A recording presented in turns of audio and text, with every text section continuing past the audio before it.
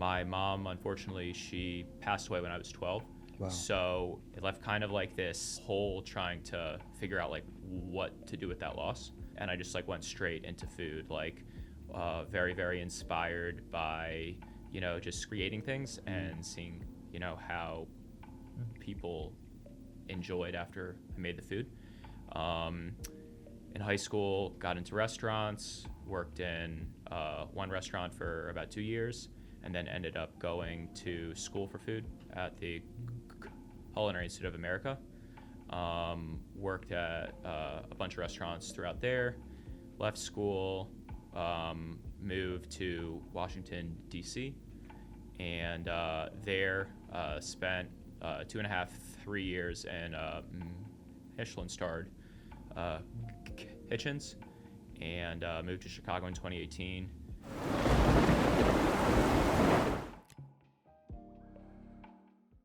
Another episode of Adversity Kings. We've got special guest today. It's Sam Zeitlin, chef and owner of Zeitlin's. Help me with this. Delicatessen? Yep. Delicatessen. Yeah. Delicatessen. What is a delicatessen? Is that the long word of deli? Yeah, it's a place where folks come and eat awesome food. Yeah? Yeah. Love that. Local Jewish deli that uses the city of Chicago as our inspiration. We're looking to grow into a storefront and are now currently doing wholesale, catering, and farmers markets. We're looking to give people good food, teach people about the Jewish culture, and help others. Let's digest all of this, but let's start with you. Where were you born and raised? I was born and raised outside of Washington, D.C., in the suburbs in Maryland. Mom was a guidance counselor. Dad was an attorney. No. Grew up culturally Jewish. Yeah. But not very observant in the, spirituality or religious aspect. Yeah. Young kid, very highly creative. Yeah. Always wanted to learn about others through food, Mm-hmm. through culture, through music, arts, and just like always enjoyed like sharing food with people. My mom, unfortunately, she passed away when I was 12. Wow. So it left kind of like this kind of hole trying to figure out like what to do with that loss. And I just like went straight into food, like very, very inspired by, just creating things and seeing, how people enjoyed after I made the food. In high school, got into restaurants, worked in one restaurant for about 2 years, and then ended up going to school for food at the Culinary Institute of America.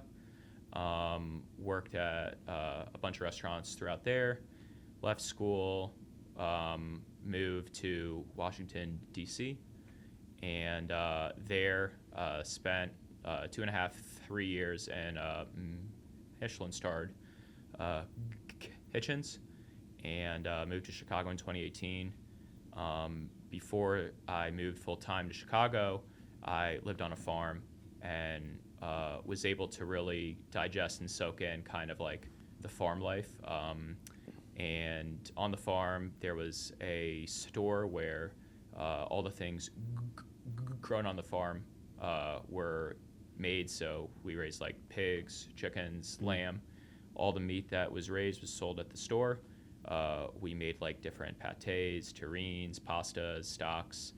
And that was the first time where, as a chef, I saw another chef that was really into like sourdough bread. And I always separated the savory food from like the baking. And it was just like the first time where I was like, wow, like you can be a chef and like make bread. Like that just was like, I had no idea. Moved to Chicago and was looking around for the food that I was raised on. So like deli, bagels, and I really couldn't find any. So at that time I was doing a lot of stuff in my house. And 4 years later, we have a small business and we're making a lot of tasty food for everybody. That's awesome. There's a lot to take out of that. For So sure. there's so many different holes I want to kind of go down. But Absolutely. to start, the first thing that comes to mind is I have another franchise owner, and in the area, so we work out of the same, kind of like your buddy that did State Farm with Globe Life, Yeah. and he's Italian, and he talks about Italy in Chicago. Yes. Is that something that you get inspiration from? Yeah. I haven't been there. Italy, I mean, like, in terms of just the sheer vast amount of food they have and how deep they go into, like, regional Italian food, it's, like, really, really amazing. I think they're also, like, really consistent on kind of the food that they make. So they have, like, pizzas and pastas, and then they have, like, other entrees, and they have, like, amazing gelato and sweets. So in terms of, like, what I see Zeitlin's growing into, I don't necessarily see it growing into something that vast, but I do see us, seeing, the different foodstuffs of Ashkenazi Jewish food, and seeing what we can, how we can teach it individuals about it. So yeah. Yeah. And Zeitlin, that's your last name? Yep, Sam Zeitlin. So my grandfather was born in Ukraine in 1900. So he immigrated from Ukraine to Germany. Yeah. Germany to the United States, and yeah. And so would that be so? Now was his religious beliefs? Was he born into a Jewish family? Yes, yeah. So he was Jewish, but he was very secular. So he was an engineer. Okay. And yeah. So at that time when he was like younger, I mean, like they were very assimilated into Europe at the time, but they were also Jews. So that was something that kind of was an issue in that part of the world. So he, from the stories I've been told, they had to leave Ukraine, and they tried to get into Poland in like the 1917, 1918 or something like that, and they couldn't get into Poland. They went to Germany, and he wanted to be like a doctor, and he like went to school for that, and they wouldn't give him his diploma. So he wanted to be an engineer, I guess. I don't know, like it's crazy. And I guess just coming to America, I mean, it was something that it saved his life. Yeah. And I think that growing up from like an older generation, so like, I mean, in my family, my dad and mom, they kind of hated to have kids. So, to live in like the shadow of that, and to live in just kind of that understanding of like, oh, like this is where you're from, and it kind of inspired the way I live and the way that I approach food. As a chef in the United States, for so many years, it was looking towards like France, looking to Spain, looking to Japan to get inspired. And for years I did that. And I think like as like a young cook, young chef, you like constantly have to figure out, the things you don't know. But then after a certain amount of time, you have to kind of look inward and be like, oh, wow, like I have all this great stuff that I can share. And if anybody's going to make bagels, it's going to be me, like why not, right? So it's something that's fun. It's something that I think everybody has an idea about bagels or like Jewish deli, and that through my travels and through, growing up in like a very diverse area, I'm able to, kind of look to that as inspiration as well. Yeah, that's fire. I think another thing I'm kind of curious about. So, let's jump around from the food into just the Jewish beliefs and everything like that. Could you kind of paint the picture of like what does that typically, look like? In a nutshell. So 2 Jews, 3 opinions. Okay. I think everybody everybody has their own way of kind of holding, as I like to say, like holding kind of their faith, their spirituality, their culture, and as I get more and more involved in like um, learning about the kind of spiritual aspects, I think it's just like living in a way that brings light Yeah. on earth Yeah. and into the world. Some people do that through observing like exactly what the Torah says. You know, I think like through artistry, through creativity, you know, kind of taking their light, their Yeah. skills, and sharing that. As a chef, I like to use my gift, you know, to like help others. So like even before we started the business, I was like very inspired by like giving back. So the first bagels I baked, they were in my apartment, and all the money that was made from the sales, we donated to Northwestern Dermatology Center. Yeah. You know, just as a way to What give inspired you back. to give to that organization? My mom, she had melanoma. Yeah. So it was just a way, and like her favorite thing to eat was fresh bagels, and she used to make like all these Yeah. sandwiches. So like, it's just a way, I guess, to, you know, like I guess share that. Yeah. Our mom had that, I think. Yeah. Did mom have that, Aaliyah? Melanoma? So yeah. Yeah. So like it's I guess it's just like a way to, I guess like yeah, to just connect with what was and what is. And then I think too, like in the terms of the way I look at food now and how I want to share it, you know, there are certain like dietary restrictions and omissions that the Jewish people have held very dear for like a very long time. And the Jewish deli, Is it no pork? yeah, so like no pork, no shellfish, you can't mix meat and dairy. You don't do pork, right? Yeah. I don't like pork. Yeah. So like as like I enjoy eating pork, I enjoy eating shellfish, Yeah. like all these things I like really like I love to cook with it at Zeitlin's. And what I do now and like just in like a day-to-day thing, like it is like a, do I have to use this in order to get the result that I'm trying to get? Yeah. And like the result I'm trying to get is I'm trying to make people feel good. Yeah. I'm trying to, you know, infuse. No better like, way to do that than yeah, food. Yeah. And trying to infuse that in a way that like makes people like feel healthy when they're eating it Yeah. and feel warm when they're eating it. So I think like, and like, like as also like an entrepreneur and in business, like there's certain things where it's like, well, if I were to make a bacon, egg, and cheese, like that would sell out and like that'd be great and like everybody loves it. But like, do I have to do that in order to like make money? No, I don't have to do that.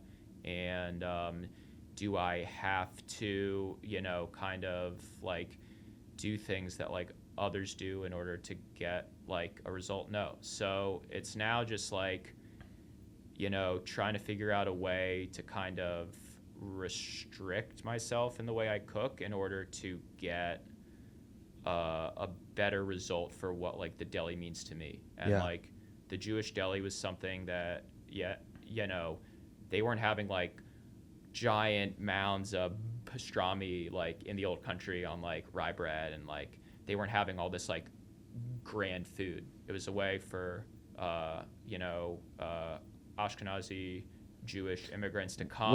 What's that word you're using? Ashkenazi, so Jewish people are a diaspora. The Ashkenazi Jews, they, you know, left the land of Israel to like Yes. Germany area.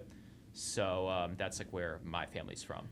So does each territory? So each diaspora just kind of, each diaspora has its own culture. Yeah. A lot of them have its own different languages. What would an American do? So like, I mean, there's many different, like, Yeah. the diaspora is like vast. Mhm. So like, there's Jewish people like from like Africa. There's Jewish Yeah. people from Iran, Iraq. Like, there's Jewish Yeah. people like all over. So, Ashkenazi, like Germany, Ukraine, Yeah. Russia, Poland, like, yeah, That makes sense. yeah. That makes sense. So what would a tying the food into the religion?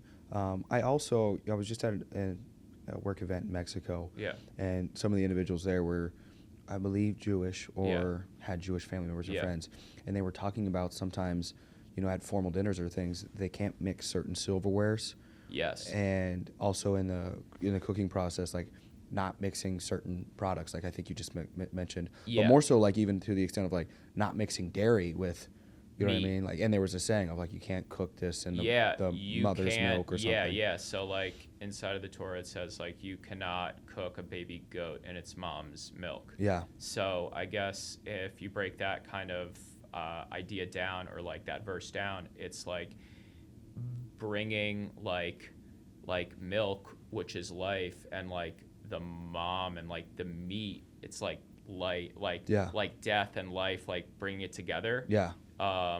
Like that like causes some type of like spiritual chaos. Yeah. And I think like back in the day, I mean, some things it's just like it is because it is, and it is because that's what it says.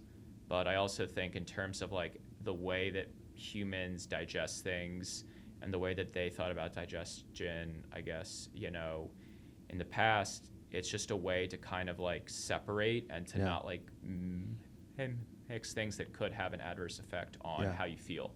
But yeah, like, I mean, you can kind of go through all these different ways to like try to be kosher or whatever. Like we are not kosher.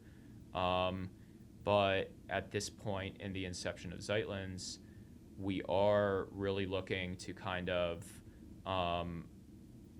when we make meat things, we try to not use dairy, like in a way to kind of like hold the old kind of ways and old traditions.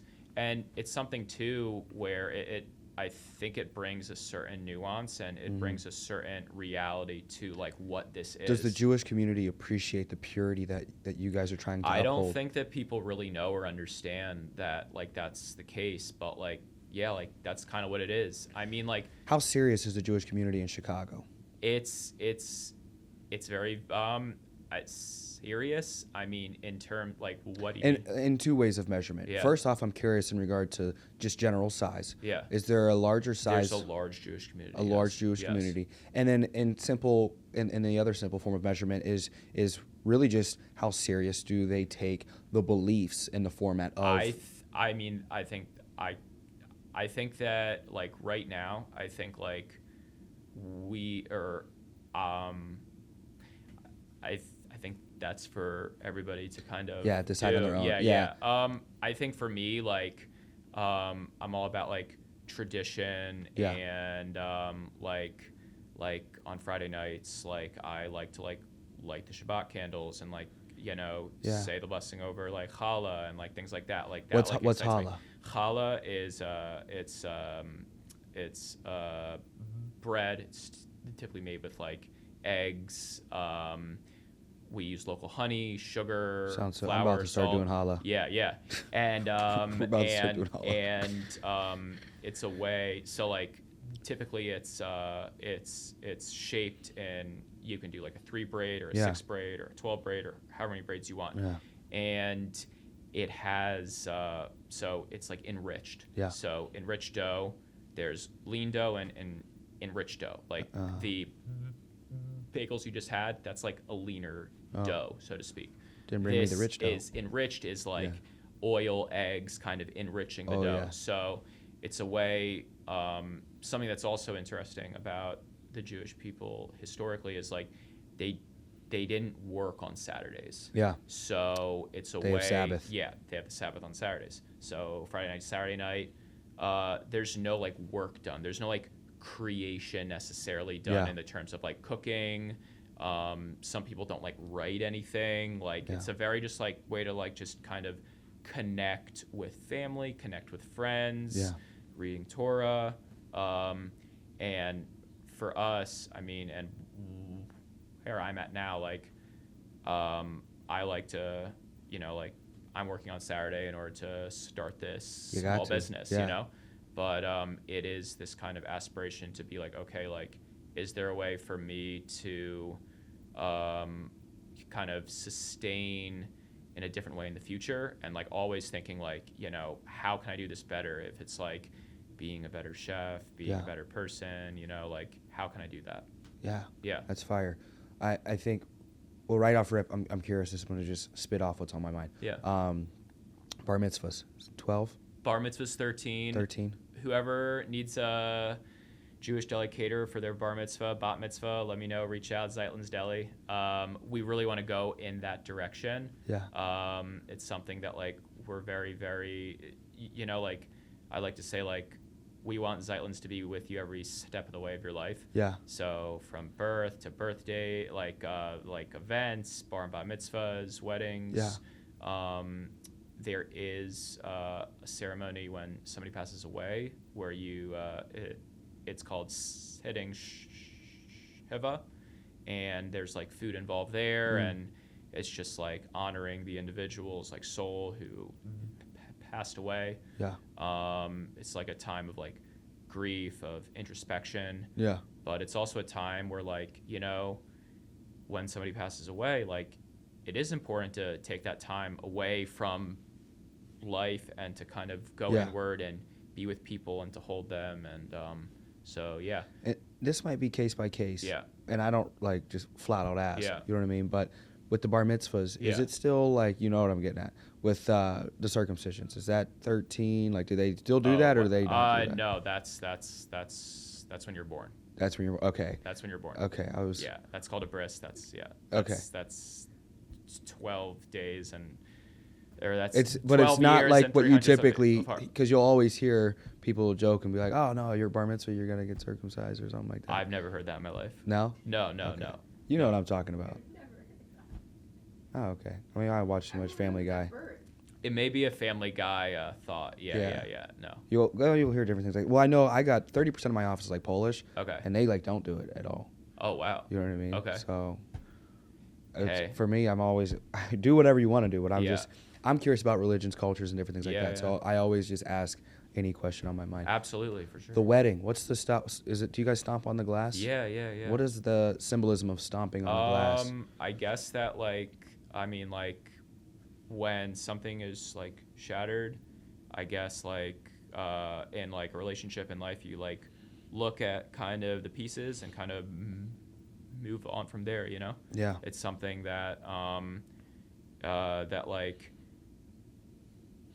no matter like kind of you can like see yourself through the reflection of the glass. So even though things might get hard, even things may just be like, you know, seem impossible, it's like you look at that and you can still you can still see yourself.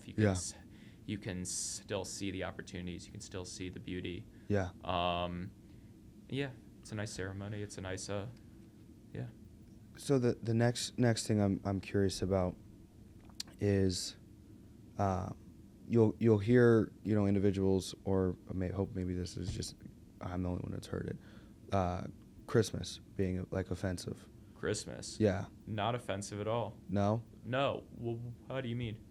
What's the one Family Guy episode? This is the worst source. All my source every time is Family Guy. Yeah. But you know the one episode where it's like, oh, you know, Christmas is offensive. They're going to take down the decorations. Is there anything? It's Hanukkah, correct? Yeah, Hanukkah. You know what I mean? So like the celebration, because it's from the Jewish beliefs, Christ hasn't, you know, come yet, correct? Okay.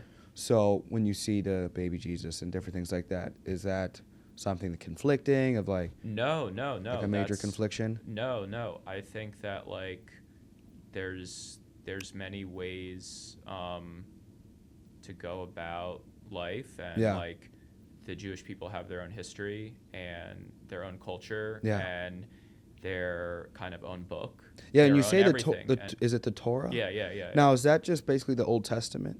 It's just all the way up to New Testament, Old Testament. Okay. Yeah, and I think that like it's about like that. Yeah, I guess we like some people like to celebrate it, some people don't like to celebrate it. Yeah, and it's something where I think people want to enjoy, you know, their holidays and respect and admire and like appreciate what Yeah. somebody else kind of celebrates and enjoys, Yeah. while also like holding themselves and like holding their faith and their Yeah. traditions and their history. And yeah, Yarmulke. Am I saying that right? yarmulke. Is that something that you get to like pick and choose when you wear the hat? For sure, yeah. No, it's just a way for people to always. I mean, you can wear a yarmulke, you can wear a hat, you can wear, just something on your head to remind you that there's one above, and that. Yeah. I think it's cool because there's so many different styles, the kippah, the yarmulke, and like depending on your diaspora, I always go back to that. There is like different styles. Yeah. So and it's and now there's like my very close friend Avi. He has like super cool yarmulkes. Yeah. And he always wears them. Sounds dope. And it's something that, it's just you just have to wear it sometimes. Yeah. It's fun. Yeah. What about what diaspora? Is it diaspora? Yeah, diaspora. As the Jews with the long. Yes, the payas. So that is many different diasporas have like different hairstyles. Yeah. There's something in the Torah, I believe it says like that you will like guard your face. So it's just something that states to like, if you can grow a beard, like have a beard. Yeah. Yeah. That's cool. Yeah. That's cool. Are there any with the different diasporas? Are for the most part, and I know people, for today's day and age, pretty respectful and like open and inclusive. But Yeah. are there any that just over like I know from like trying to learn Spanish, like Spain, the dialect in Spain. I don't want to just generally speak for them but from my interaction, it sounds like they tend to believe their dialect way is the way. Is the way. It's a little better. Are there different diasporas that feel like, hey, we're a little? It's not that we're just better than you, but our way is maybe better than your way. I think in the United States, and just I guess what I've learned and what I've experienced is that there is a Ashki normative like way of thinking. Yeah. So like the Ashkenazi Jewish way is the brush that paints all Jews. Like Yeah. that's who people think. That's what think of like Jewish people. Think of like that's the culture for like all Jews, and like that all Jews look like this, all Jews talk like this, all Jews sound like this. So I think that is problematic because there are many different types of Jewish people and that come from all different walks of life. There's people who convert to Judaism. There's people that, have one parent that's Jewish, one parent that's not Jewish. So Is that looked down upon? I think that depending on how you think, I mean, like I said, like everybody thinks differently. Yeah. And I Case think by that, case. yeah, it's a case by case thing. Yeah. But the thing I really enjoy about Chicago in general is that there is a wide variety of community. Yeah. And that to me, like, I appreciate Zeitlin's being a place where everybody can come in and eat, and that it's to some people it's very traditional. Yeah. To some people, it's not very traditional. But it's just like a way for us to really just like connect over food and values and stories and history and tradition, and Before I jump into food, I want to ask one more crazy question. It's crazy. Let's go. All right. What are your thoughts on Kanye recently? Like right now, like what I do don't think, or follow what? him too much, Okay. but obviously in relation to his just absolutely crazy asinine comments he made recently. There's something in Judaism called teshuva, Okay. and Is it teshuva? teshuva, Teshuva. and it means repentance. Yeah. And it's something where we all like have that work to do on our own, and I think it's something that I truly think that as somebody, I mean, like, like, he's made some of my, like, some music that I really, really used to enjoy, and worked with a bunch of different artists that I used to enjoy. And it's unfortunate that his comments, I mean, whatever, like, in the fall were that. They were hurtful. I think, though, that, like, you know, I think that he's tried to communicate in a way that apologizes. It is very, very bizarre, a lot of the things Did you that see the has picture he said. posted Yeah. of Jonah? Was it Jonah Hill? Yeah. He said, "I just what was that movie I just watched? 21 Jump Street, and I love Jews again or something." Yeah, yeah. You know, I think, like, the comments that he's made about the Jewish people and other people, Yeah. it's like it's problematic. I think also, like, I hope that he I don't know. Yeah, no, it's definitely, you know, it's definitely a sad thing to see. But I think I also hear into, I was just explaining to somebody the other day that was like, you know, why don't you hate this person? You know what I mean? Because this individual's just unorganized and doesn't have the highest morals and everything like that. And I'm like, you know, with my beliefs of just believing in Jesus and having forgiveness and mercy and grace, and I'm asking the individual, I'm like, you know, what about me? What about the mistakes I've made? Why don't you hate me? What makes my sin any less than his sin or her sin? Yeah. So I agree, and like hearing you say that, it's like, it's cool to see the similarities, because at the end of the day, I don't like claim myself as denominational or religious, more so just spiritual, and I believe in Christ, and with that I try to live that of, like, I'm not perfect, you know what I mean, but I want to be open-minded and support individuals, and I really feel like, you know, with that belief, it's like not harming people, but staying true to, you know, my beliefs in correspondence with that. So I think it's you know, cool hearing you say that. Yeah, I mean, like, he's said a lot, and Yeah, yeah. definitely. Jumping back into food, I just went to, let me pull up my Michelin star list. I've got a goal of hitting all the Michelin stars in the Chicago area within the next year or so. I went to Boca. Yeah. So that was decent. Curious which ones you've gone to that stick out to you. In terms of The Chicago Michelin-starred Michelin star. restaurants, yeah, like, there's, like, Oriole, that was really good. Yeah. Yeah, like right now I cook very differently just now, like, Yeah.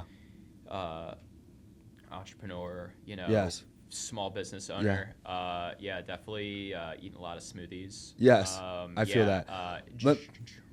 Drinking a lot of water. Yes. And yeah. Do you have a favorite restaurant, obviously outside of cooking for yourself and being a small business owner? My first 2 years in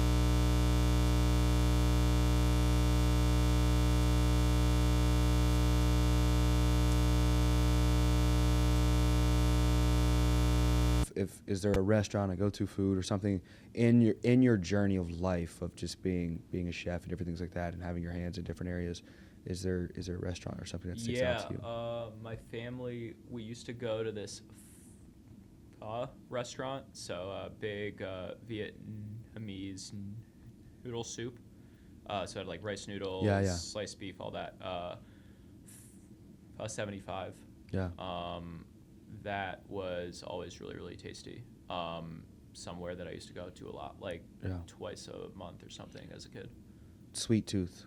Sweet Tooth, ice cream's delicious. Yeah? Yeah. Anything in particular, or are you just pretty plain and simple? I like coconut ice cream. Yeah? I like vanilla ice cream. But yeah, it's still, like, you know, trying to stay healthy. And Yeah. Yeah. Who's been the most influential person in your life? Wow. I think, like, my mom, I guess, like, living in a way that, is, like, you know, for others, and, you know, just always told me that I could, like, do whatever I wanted, and was very, very supportive of, like, who I was. Yeah, I think her for sure. And would you say when she passed, was that the hardest adversity you had to overcome in your life? Um, yeah, but I think now like the business, like I mean, I guess like hindsight, yes, like that was very very hard. I think just navigating through starting Zeitlins and seeing what's been good, what I've had to change around, Yeah. just to kind of allow things to work. That's also been a challenge. And like our main business is in the summer, so like trying to figure out like, in the winter months, kind of how to navigate that. So Yeah. What would you say is your why? Like, what's your why? I think that like I keep on going, like I've like spoken on like gifts and trying to help others and trying to engage with community. I think it's really important to continue to share, the love of Jewish food and Jewish peoplehood and Jewish culture. And I think it's something a lot of people don't know about. I mean, you've asked me some very colorful questions. Yes. And out of things that are based off of cartoon show, so like to navigate that and be like, I mean, like Family Guy, like, just gospel, I think like coming into a space and being open to learn and open to teach is like really important. And I think like what better way than through food and through who you are and to own it. I think like that's what I love about the city of Chicago. Is everybody I've met has just like shown up as who they who they are, and it's inspired me to kind of step into that and to offer that. What's your hobby outside of community building and working on your business? Like exercising. I ran the Chicago Marathon in 2021. Oh, let's go. Yeah, I was training for New York, and I had to tap out. Got a Achilles tendonitis kind of situation. Ooh. And it's a bummer. Like, I got some weird tendonitis with my thumb right now. Yeah. Oh, I can't even imagine what that's like. But the foot, it's a bummer. I mean, like I use my feet all the time. Yeah. But I guess, just through business, through life, like there will be times where it's really hard and you just kind of have to push through, be thankful for what you can do. Like instead, I can't run like 21 miles today, so maybe I'll just do some push-ups. Yeah. Or maybe I'll just do some sit-ups and do some recovery or some stretching. You just kind of have to live like that. I don't know. But yeah, definitely not going to train for a marathon for a long time. Yeah. This is the marathon right now. This is, Healing. Recovery. Yeah. And to it happened and we gotta keep going on. My next question as we start to wrap up too is favorite movie. Do you have a favorite movie? Do not have a favorite movie. Do you have a favorite show? I used to watch 24 with my dad. Yeah. Jack Bauer. That was like a really amazing show as a young person. Yeah. That guy was running a marathon. That guy did not sleep. Like, what the heck? He sleep through the commercials or what's going on? Yeah. Man, I guess the last question I have is a mildly colorful question, in my opinion, and it's not a Family Guy source. Yeah. Okay, so that's a W there. Okay. But hearing, you always hear, if you want somebody to be good with your money, have someone Jewish handle it. Okay. What goes on with the culture that you guys get the reputation of just being so good with money? Reputation, yeah. I mean, it's something like in our traditions where,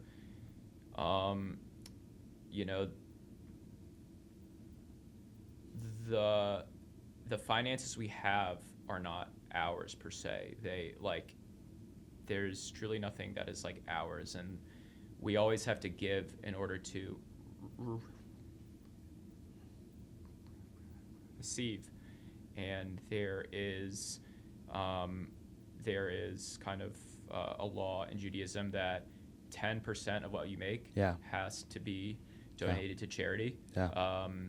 And that the more you donate to charity, the more that you will Yeah. receive.